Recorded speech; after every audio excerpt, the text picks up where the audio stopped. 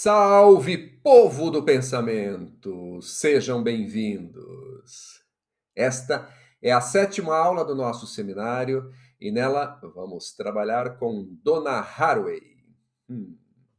Como aquecimento poético ao encontro de hoje, vamos assistir a um dos vídeos do Composta São Lu, serviço ambiental de coleta e compostagem urbana, criado pelas queridas Amanda e Juliana, em São Lourenço, Rio Grande do Sul. Vamos lá!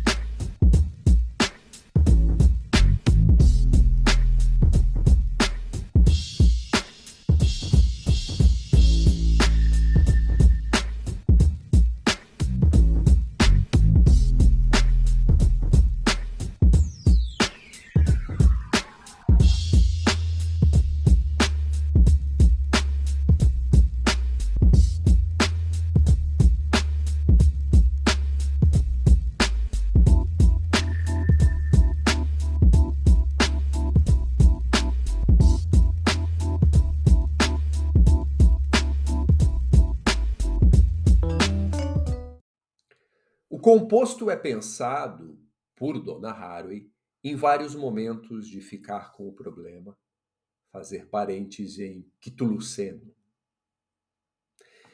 Entre tantas possibilidades, entre tantas leituras da obra, tento trazer o signo da compostagem a partir de uma leitura que me parece presente na obra em questão e que vou chamar provisoriamente de compostagem da ontologia. Essa compostagem da ontologia se refere a uma espécie de ritornelo, de slogan, de cartaz, de refrão, utilizado ao longo desse livro por Donna Haraway. A ideia de que todos nós seríamos, em certo sentido, composto. Bem, vamos lá então. Em 1985, Donna Haraway publica Manifesto Ciborgue, Ciência, Tecnologia e Feminismo Socialista no final do século XX. Trabalho traduzido para o português apenas em 2009, mas que teve uma importante recepção aqui no Brasil.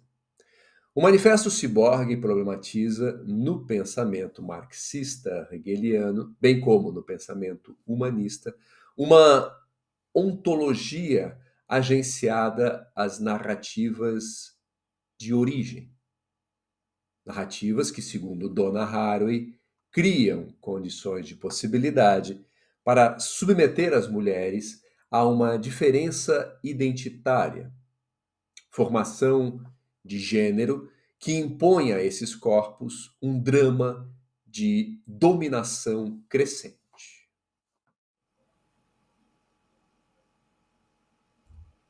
As narrativas de origem, no sentido ocidental, humanista, dependem do mito da unidade original, da ideia de plenitude, da exultação e do terror, representados pela mãe fálica da qual todos os humanos devem se separar.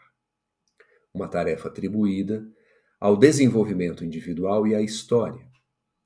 Esses gêmeos e potentes mitos, tão fortemente inscritos para nós na psicanálise e no marxismo. Hilary Klein argumenta que tanto o marxismo quanto a psicanálise, por meio dos conceitos de trabalho, individuação e formação de gênero, dependem da narrativa da unidade original, a partir da qual a diferença deve ser produzida e arregimentada num drama de dominação crescente da mulher natureza. O ciborgue pula o estágio da unidade original, da identificação com a natureza, no sentido ocidental. Essa é a sua promessa ilegítima, aquela que pode levar à subversão da teleologia que o concebe como guerra nas estrelas. O ciborgue coloca em questão a centralidade ocupada pelo humano nas ontologias humanistas e hegeliano-marxistas e problematiza o conjunto de opressões que tal centralidade, quando narrada pelas filosofias, pelas artes e pelas ciências, impõe ao corpo das mulheres. Uma ontologia agenciada a uma ciência feminista nos pensaria, portanto, não mais como identidade, unidade, origem, mas sim como fusão entre animais e máquinas. Talvez possamos ironicamente aprender, a partir de nossas fusões com animais e máquinas, como não ser o homem, essa corporificação do logos ocidental. Do ponto de vista do prazer que se tem nessas potentes e interditadas fusões, tornadas inevitáveis pelas relações sociais da ciência e da tecnologia. Talvez possa haver, de fato, uma ciência feminista. Essa fusão com animais e máquinas, essa confusão enunciada pelo ciborgue nos permite, portanto, escapar de uma corporificação do logos ocidental. Logos conhecido como o homem. Logos que foi, durante muito tempo, extremamente valorizado pelo pensamento ocidental, mas que vem perdendo espaço e sentido no contexto contemporâneo. Aqui seria possível, mais uma vez, retomar a leitura que Michel Foucault nos oferece da morte de Deus em Nietzsche, em sua obra As Palavras e as Coisas.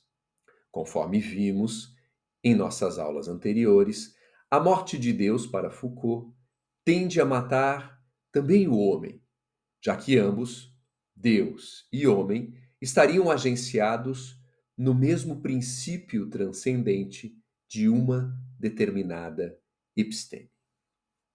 Bem, diante este homem destronado, meio máquina, meio bicho, diante este ciborgue que nos ajuda a pensar para além da origem, da unidade, da identidade, podemos agora avançar um pouco mais e escapar, inclusive, da centralidade desterritorializada que se preserva na imagem pós-humana do ciborgue.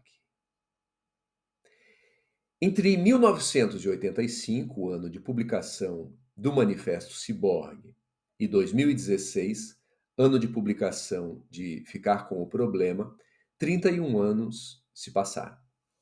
Se na década de 80 Donna Haraway parecia encontrar certa hospitalidade nas teorias pós-humanas, atualmente ela parece estar interessada em fazer novos parentes.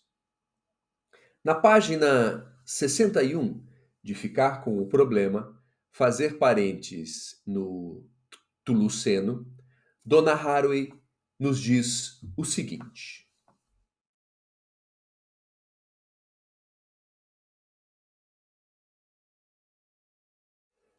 todos esses seres tentaculares e fibrosos me deixaram descontente com o pós-humanismo. Embora eu me nutra de muitos trabalhos gerativos realizados sob esse signo, meu companheiro Rustin Hognes sugeriu composto em vez de pós-humano e pós-humanismo, e ainda humusidades em vez de humanidades. e eu me joguei nessa pilha bichada. Um pouco adiante, na página 103, ela retoma essa relação entre a compostagem e os seres humanos. Os seres humanos não estão numa pilha de composta à parte. Nós somos humus, não homo, nem antropos. Somos composto, não pós-humanos. Algo próximo a isso aparece novamente na página 183. Sou uma compostista, não uma pós-humanista. Somos todos composto, não pós-humanos.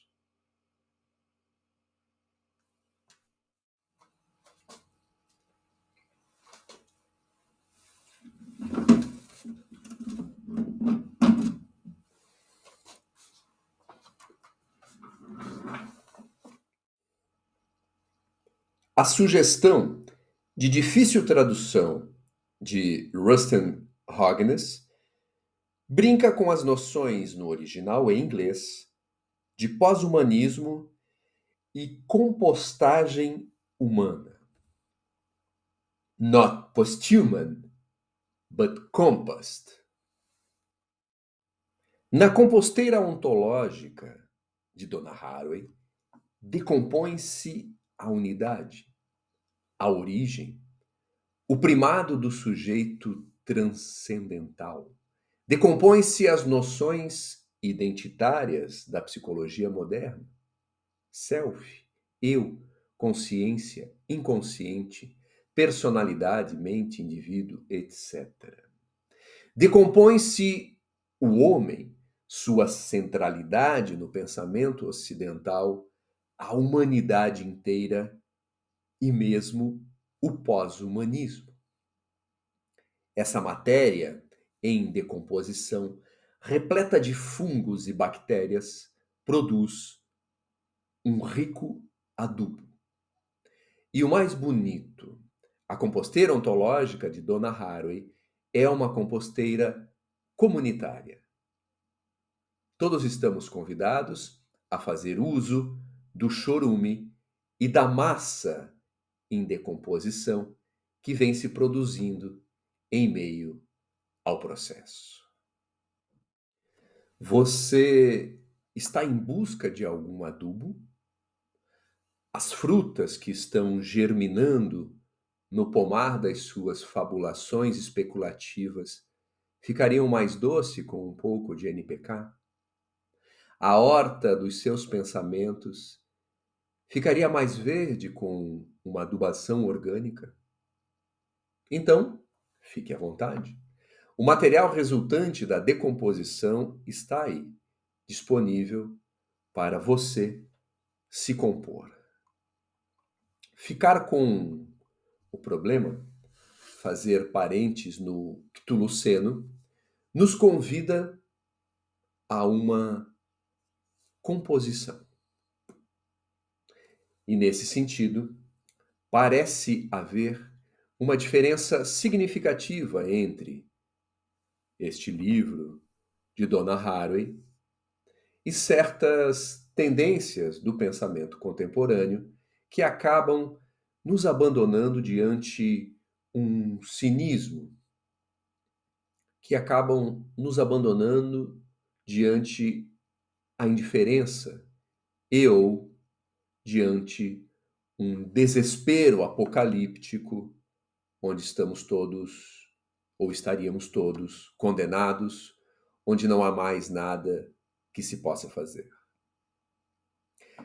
Nesse sentido, noções como dialética, desconstrução e mesmo a crítica, importantes a vários pensamentos que buscam enfrentar opressões e desigualdades, parecem fazer muito pouco, quando não raramente acabam produzindo exatamente o oposto do que se propõe. O que está em questão aqui? O problema é que muitas vezes o pensamento que busca enfrentar uma opressão não compreende que a opressão que ele busca enfrentar está agenciada ao excepcionalismo humano. Dizendo de outro modo, ao se conservar o humano como exceção, conservamos as condições de possibilidade que hospedam a maioria das opressões que tentamos enfrentar.